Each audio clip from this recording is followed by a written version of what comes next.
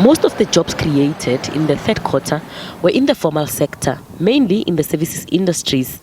The largest gains in employment were recorded in finance, followed by government, agriculture and construction sectors. However, there were job losses recorded in the manufacturing and mining industries, which could be reflective of the negative impact of weak global demand, low commodity prices, as well as structural constraints like load shedding and logistics challenges. The number of unemployed persons decreased by 72,000 to 7.8 million, while discouraged job seekers also went down. Post-COVID recovery, that is what we're seeing, as well as growth in employment, because we have surpassed what we were having pre-COVID times. Having said so, in the third quarter 2023, the biggest contributors were finance. Finance contributed 237,000 jobs. It was followed by community and social services at 119,000 jobs.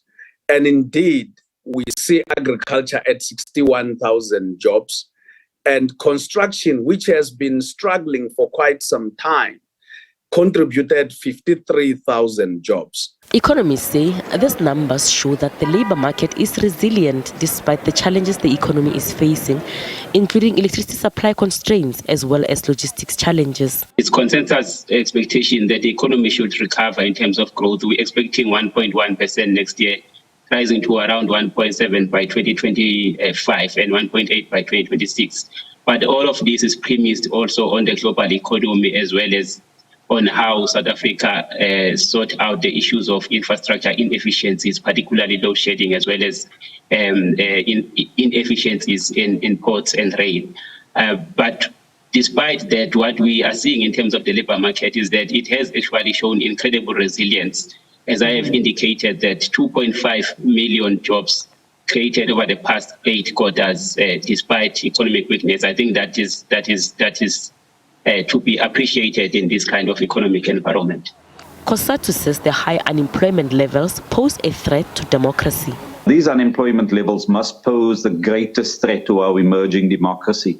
And unless we're able to do something significantly and urgently to reduce the numbers of persons who can't get employment through no fault of their own, we're going to see a social crisis visiting itself on South Africa.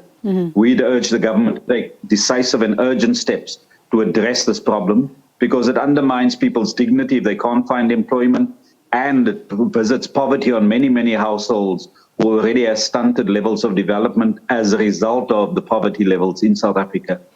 Stats SA says young people remain the most vulnerable in the labor market, with youth unemployment in the third quarter standing at 43.4%. Gloria Sefakomosi, SABC News, Johannesburg.